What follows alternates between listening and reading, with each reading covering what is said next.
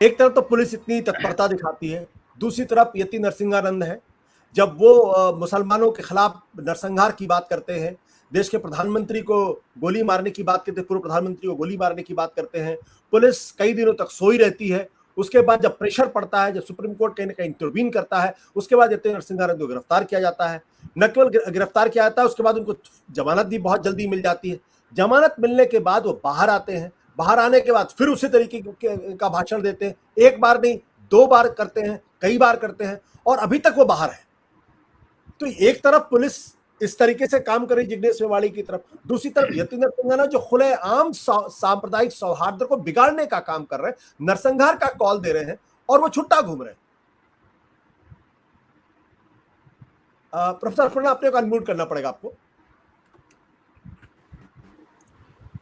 देखिए, इस पूरे मामले में मजा यह है कि अब हम लोग तुलनात्मक ढंग से बात करने लगे। जैसे हम यह कहने लगे कि जिग्नेश मेवाड़ी को आपने गिरफ्तार किया, नरसिंहानंद को क्यों नहीं किया, और इस तरह, हालांकि हम ऐसा नहीं करना चाहते हैं, लेकिन जैसे ही इस तरह की बात होती है उसमें जिग्नेश की गिरफ्तारी एक तरह से जायज ठहर जाती है। क्या आपने, ठीक है, जिग्नेश को तो गिरफ्तार कर लिया, आपने उमर खालिद को कर लिया, इनको क्यों छोड़ दिया?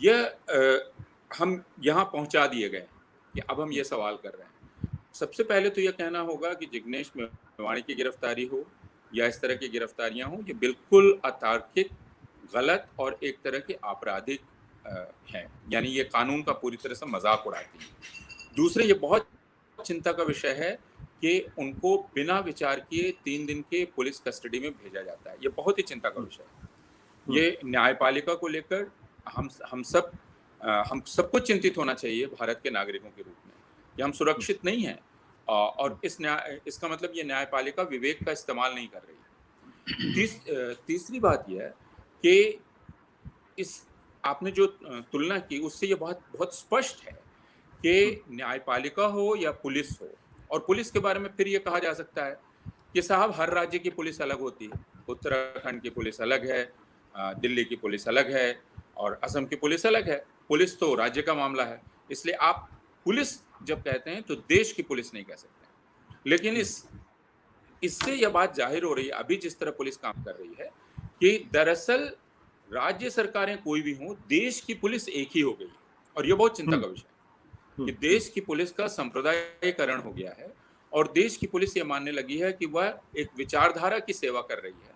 यह हम सबके लिए बहुत चिंता का विषय है, और उसके साथ न्यायपालिका की सहानुभूति दिखलाई पड़ती है, विशेषकर दक्षिण जो भारतीय जनता पार्टी की राजनीति और विचारधारा है उसकी तरफ। यानी न्यायपालिका उसे घृणा नहीं मानती, द्वेष नहीं मानती जो भारतीय जनता पार्टी के नेता करते हैं। लेकिन जैसा आज आपने दिल्ली उच्च न्यायालय में उमर खालिद की जमानत की अर्जी के समय जो बहस हो रही थी, उसमें न्यायाधीशों ने जो टिप्पणी की, उस टिप्पणी को अगर आप सुन लेंगे तो आप भयभीत हो जाएंगे। उमर खालिद की अमरावती के भाषण को सुनकर उन्होंने कहा कि यह तो बहुत ही घृणा फैलाने वाला भाषण है। उसमें भी उमर खालिद तकरीबन वैसे ही बोल रहे हैं जैसे इन्होंने अपने छोटे से ट्वीट में कहा।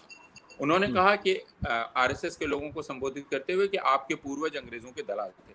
अब ये एक मुहावरेदार तरीका है, मैं इस तरह बात करना नहीं पसंद करूंगा, लेकिन बहुत लोग बात करते हैं। तो लेकिन इसको सुनकर न्यायाधीशों को लगा कि इससे घृणा फैल रही है, इससे अपमान हो रहा है लोगों का।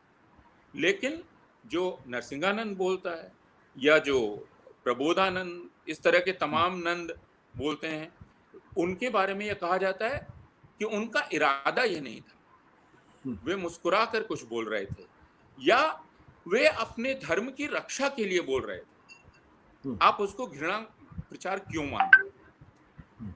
यह जो समझ बनती जा रही है, जो पुलिस की है, न्यायपालिका की है, यह ज्यादा चिंता का विषय है। भारतीय जनता पार्टी के बारे में हमें पता है, राष्ट्रीय स्वयंसेवक संघ के बारे में पता है, लेकिन जब पुलिस और न्यायपालिका इस दिशा में बढ़ जाए और प्रशासन बढ़ जाए, तो इसका मतलब राज्य की संस्थाओं ने तय कर लिया कि वे इस विचारधारा के साथ चली जाएंगी, और अगर यह हो गया तो इसका मतलब भारतीय राज्य समाप्त हो गया। यह बात हम लोगों को समझ लेनी चाहिए अच्छी तरह से।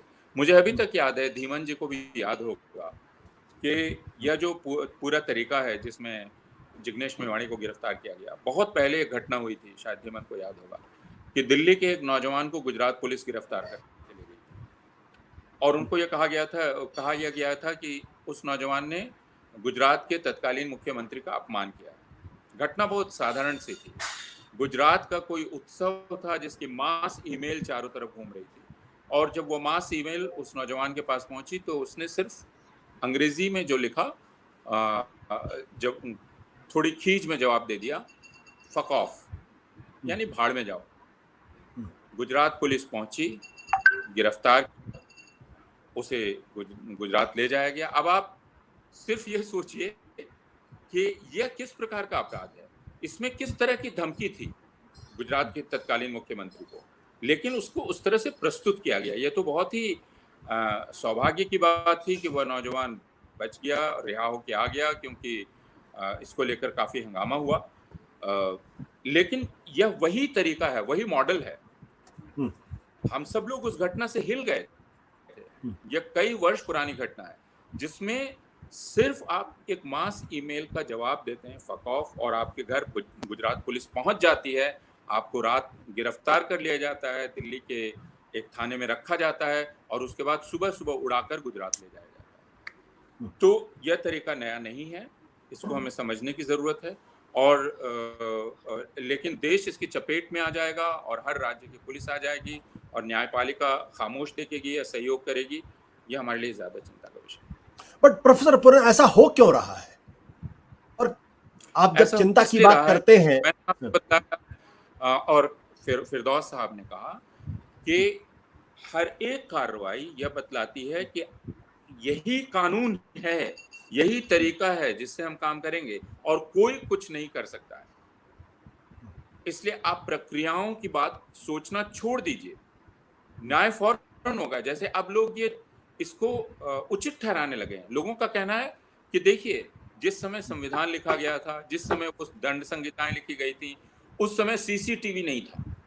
अब सीसीटीवी आ गया है। सीसीटीवी में अगर मुझे दिख रहा है कि फलां साहब ने कुछ किया था तो मैं उनके घर ले जाके बुलडोजर से उनका घर गिरा दूंगा।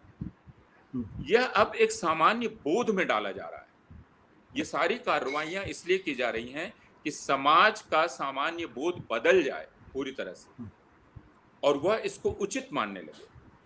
यह समाज में एक मनोवैज्ञानिक परिवर्तन करने की कोशिश है और यह बहुत खतरनाक है। जैसे मैं फिर एक मिनट लूंगा, जिस वक्त गुजरात के तत्कालीन मुख्यमंत्री, जो उस वक्त मुख्यमंत्री थे, उन्होंने खड़े होकर गुजरात की जनता से यह कहा, जो वहां नकली मुठभेड़ें हो रही थी और उसमें हत्याएं हो रही थी, तो उन्होंने कहा क्या ऐसे लोगों को जिंदा छोड़ देना चाहिए या मारना चाहिए? जनता ने कहा मार देना चाहिए। इस तरह उन्होंने, जिसको आप फेक एनकाउंटर कहते हैं, उसके लिए जनता से सहमति प्राप्त की, यह किया जाना चाहिए। तो आप जनता को धीरे धीरे बदलते हैं, जिसमें उसे ठीक लगने लगता है कि हाँ, आप मुठभेड़ करिए, मारिए। जैसे असम के मुख्यमंत्री ने जो करना शुरू किया कि पैर में गोली मार दो, उसमें हत्याएं हुई, जो प्रभाकर जी ने बतलाया, लेकिन असम में इसकी कोई परवाह नहीं है, बल्कि इसकी खुशी है। सिपाजहार में जिस तरह से उस मोइनुल के छाती पर कूद कर वो आदमी कर रहा था, उससे पूरे राज्य में एक तरह की शर्मिंदगी होनी चाहिए। लेकिन मैंने जो असमिया अखबारों को देखा तो उनमें खुशी थी। आपके समाज को बदला जा रहा है। मैं उस वक्त असमिया अखबारों को पढ़ रहा था और उसके बाद भी पढ़ रहा था।